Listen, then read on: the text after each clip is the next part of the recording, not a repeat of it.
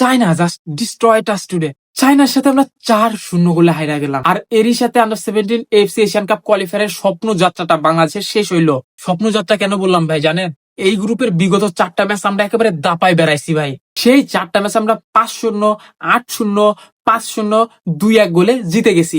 এই ম্যাচটার আগে আমরা এক প্রকার হাওয়ায় উঠতেছিলাম যে আমরা এতগুলা টিমকে এরকম ভাবে হারাই দিছি। আর হাওয়ায় উড়ার আরো একটা কারণ হচ্ছে সাউথ এশিয়া থেকে আমরাই ভালো করতেছিলাম। কেননা ইন্ডিয়া ইতিমধ্যে আজকের আগেই বাদ হয়ে গেছে এই আন্ডার 17 এশিয়ান কাপ কোয়ালিফায়ার থেকে। শ্রীলঙ্কা বাদ হয়ে গেছিল, নেপাল বাদ হয়ে গেছিল, পাকিস্তান তো আগেই বাদ হয়ে গেছে। একমাত্র বাংলার যেটি সমীকরণ ছিল আজকে যদি আমরা চায়নাকে হারাইতে পারি তাইলে আমরা এশিয়ান কাপ কোয়ালিফায়ারের মূল পর্বে চলে যাব। বাট ভাই সবকিছুরই একটা শেষ আছে, এন্ড সেটা আমাদের সাথে আজকে হইলো। আমাদের এশিয়ান কাপের স্বপ্নযাত্রাটা একেবারে শেষ হয়ে গেল, একবার ধুলির সাথে হয়ে গেছে। চায়না আমাদেরকে একেবারে মাটির সাথে মিশাই দিচ্ছে এক প্রকার। লাইক এই ম্যাচের আগেও আমরা যেখানে 5-0, 6-0, 8-0 গোলের ব্যবধানে জিততেছিলাম, সেই মোমেন্টাম ধরে রাখবো কি উল্টা আমরা 4-0 গোলের বিশাল ব্যবধানে হারা গেছি।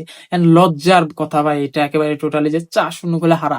টুর্নামেন্টটা এতটা ভালো করার পর শেষ ম্যাচে এসে এতটা লজ্জাজনক হার। আর এই ম্যাচটা আমরা কোথায় ছিলাম? এই ম্যাচটা আমরা কোথাও ছিলাম না ভাই। যদি আপনি বলেন মাঠের কোথাও ছিলাম না, আমাদের ডি বক্সের মধ্যে জাস্ট আটকাই ছিলাম আমরা। আমাদের অ্যাটাকিং মিডফিল্ড ছিল না, কোনো মিডফিল্ড ছিল না, ডিফেন্সিভ মিডফিল্ড ছিল আর ডি বক্স ছিল। আর ফরওয়ার্ড লাইনের কথা তো আপনি ভুলেই যান, ফরওয়ার্ড লাইন তো ছিলই না টোটাল ম্যাচে বলার মতো। একটা অ্যাটাকই করছে আমাদের 3 নম্বর জার্সিধারী প্লেয়ারটা, অসাধারণ একটা শট দিছিল ডি বক্সের কোনায় থেকে, সেখানে আমরা দারুণ একটা সেভ দেখতে পাইলাম চায়নার গোলকিপারের হাত থেকে। তারপরে গল্পটা শুধু আমাদের অবহেলার। চায়নারা টোটালি আমাদের অবহেলা করছে। লাইক তারা চোর চোর খেলছে পুরো গেমের মধ্যে। একটা ডু অর ডাই গেম ছিল দুই দলের জন্য, যেই দলই হারতো সেই দলই বাদে যেত। সেখানে চায়নারা আমাদের সাথে চোর চোর খেলছে টোটালি। তারা টোটালি ম্যাচটাকে একবার স্লো ডাউন করে ফেলছে, আমাদেরকে বাধ্য করছে আমরা যেন ডিবক্সের মধ্যে ডুইকা থাকি। আপনি বিশ্বাস করবেন কিনা এই ম্যাচ যদি আপনি না দেখা থাকেন, আমাদের 9 জন প্লেয়ার ডিবক্সের মধ্যে ছিলাম। তারপরেও আমরা 2 গোলের পরে যখন 9 জন প্লেয়ার ডি বক্সের মধ্যে নিয়ে খেলতেছিলাম, তারপরে আরো 2টা গোল কনসিড করছি। মানে 4-4টা গোল খাই ফেলছে, মানে 9 জন ডিফেন্ডার আপনি বলতে পারেন, তারপরে 4টা গোল কনসিড করে অবশ্যই আমরা। এইরকমই তফাৎ আমাদের আর চায়নার মধ্যে, তাইলে বুঝতে পারেন আপনি। আর আপনি যদি প্রথম 2টা গোলে চিন্তা করেন, প্রথম 2টা গোলে আমরা ডিফেন্ডারদের ভুলে খাইছি। প্রথম গোলটা আমরা যে ডিফেন্ডারে ভুলে খাইছি কেমনে, আমাদের ডিফেন্ডারে যেই নাম্বার 21 গোলটা করছে, প্রথম গোলটা চায়নার। আমাদের একটা ডিফেন্ডার তাকে মার্ক করে রাখছিল, সে বুঝতে পারে না তার লেফট সাইড দিয়ে যে প্লেয়ারটাকে দেখবে কি, সে এই প্লেয়ারটাকে মার্ক করতেছে এই সাইডে, এই প্লেয়ারটা তার এইখানে দাঁড়ায় আছে, এন্ড সে, আমি মনে করেন ডিফেন্ডার এইরকম দাঁড়ায় আছে, এন্ড সে বলটাকে দেখতেছে, বল ওই সাইডে ক্রস করা আছে, সে বলের দিকে তাকায় আছে, এন্ড এই ডিফেন্ডার যে তার সাথে আছে তার ওই সময় হুদিসই নাই, সে বলের দিকে তাকায় আছে, বল যেই ক্রস করাইছে এই অপোনেন্টের এই চায়নার যে ফরওয়ার্ড লাইনের প্লেয়ারটা জাস্ট আমার ডিফেন্ডারকে কাটায় সামনে চলে গেছে। আমাদের ডিফেন্ডার থক হয়ে গেছে এক প্রকার, বুঝতেই পারি না যে বের হয়ে গেছে, সামনে চলে গেল, এন্ড জাস্ট ক্রসটা সুন্দরভাবে অ্যাটেন্ড করলো, এন্ড গোল। আমরা প্রথম গোলে পিছায় পড়ছি। আর যদি দ্বিতীয় গোলের কথা বলেন, দ্বিতীয় গোল তো ভাই একেবারে যাচ্ছে তাই ভাবে ভাই গোল খাইছে। আমাদের ডিফেন্ডার জাস্ট বলটা বানাই দিল তাকে, এন্ড সে জাস্ট তার কাজটা সেরে দিছে, গোলটা ভিতরে ঢুকাই দিয়েছে। এটাই প্রথম 2টা গোল। এন্ড থার্ড এন্ড ফোর্থ গোলটা ভাই আপনি বলতে পারেন ওয়ার্ল্ড ক্লাস গোলই করছে তারা।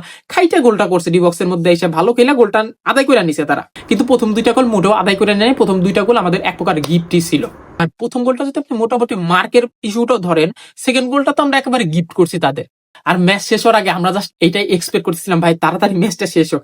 আমি লাইভ স্ট্রিমে ছিলাম পুরো match, through out the match watch along ছিলাম। আমরা যারা যারা স্ট্রিমে খেলা দেখতেছিলাম একসাথে আমার সাথে ছিল, আমরা জাস্ট দোয়া করতেছিলাম ভাই ম্যাচটা তাড়াতাড়ি শেষ করেন, ভাই ম্যাচটা তাড়াতাড়ি শেষ করেন রেফারি, আমাদের এক্সট্রা টাইমের দরকার নাই।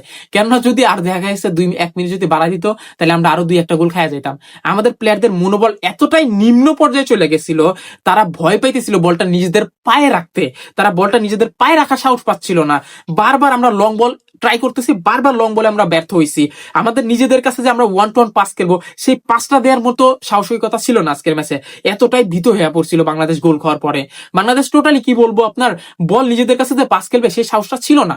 বারবার বল পজিশন লস করতেছিলেন, চায়না ওভারকাম করছে। সো এক কথা আপনি বলতে পারেন চায়না জাস্ট ডিস্ট্রয়েড আস এভরিওয়্যার টুডে। লাইক আমাদের ডিফেন্সে তারা তো খাইয়ে দিয়েছে, আমরা 4টা গোল খাইয়ে গেছি অলরেডি। সো ডিফেন্স তো এটার কোনো মানে হয় না, আপনি 9 জন বা 11 জনই খেলান ডিফেন্স, সেটার তো কোনো মানেই হয় না। দেন আমাদের মিডফিল্ড তো ছিল না, আর ফরওয়ার্ড লাইনকে তারা গিলা খাইছে এক প্রকার।